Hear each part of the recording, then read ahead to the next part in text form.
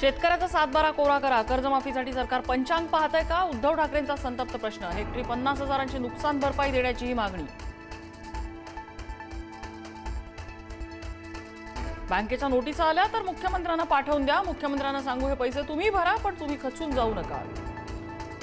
पूरग्रस्त भागाच्या दौऱ्यावर असलेल्या उद्धव ठाकरेंचं शेतकऱ्यांना आवाहन।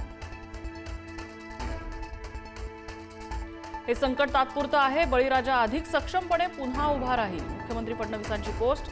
शासन शेतकऱ्यांच्या पाठीशी खंबीरपणे उभं, आधारासाठी हात आखडता घेणार नाही, फडणवीसांचं आश्वासन।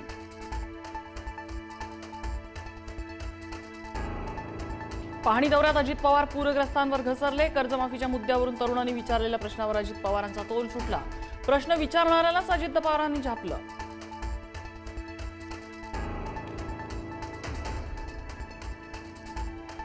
पैशाचं सोंग आणता येत नसेल तर सरकार चालवू नका, संजय राऊतांचा अजित पवारांवर हल्ला बोल। तर शेतकऱ्याला हेक्टरी 50,000ची मदत करा, विजय वडेट्टीवारांची ही मागणी।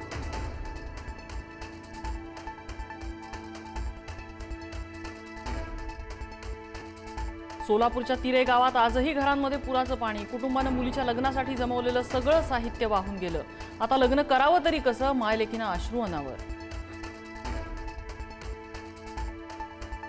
संसार वाहून गेला, रस्त्यावर आलो, सरकार मात्र झोपेत। शेतकऱ्याच्या डोळ्यातल्या अश्रूंचा महापूर थांबेना, पिके पाण्यात आणि संसारही उघड्यावर।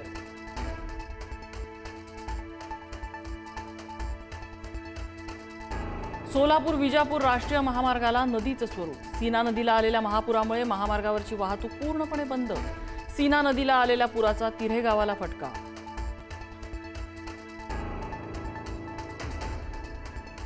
मराठवाड्यात अतिवृष्टीमुळे नांदेडमधल्या गोदावरीला महापूर। विष्णुपुरी बंधाऱ्याचे 18 पैकी 16 दरवाजे उघडले।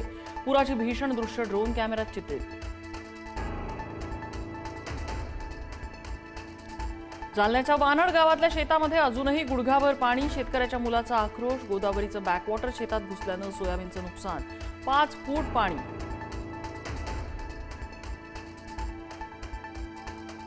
पुरातून वाचवण्यासाठी शेतकऱ्यानं जनावरांना घराच्या छतावर नेलं। धाराशिवच्या परंड्यातल्या शेतकऱ्याची धडपड। जीव धोक्यात घालून 6 गायी छतावर चढवल्या।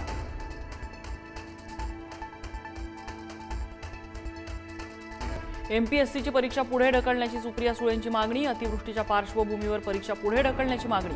तर वैद्यकीय शिक्षण विभागातील तांत्रिक संवर्गातल्या पदासाठी घेण्यात येणारी परीक्षा पुढे ढकलली।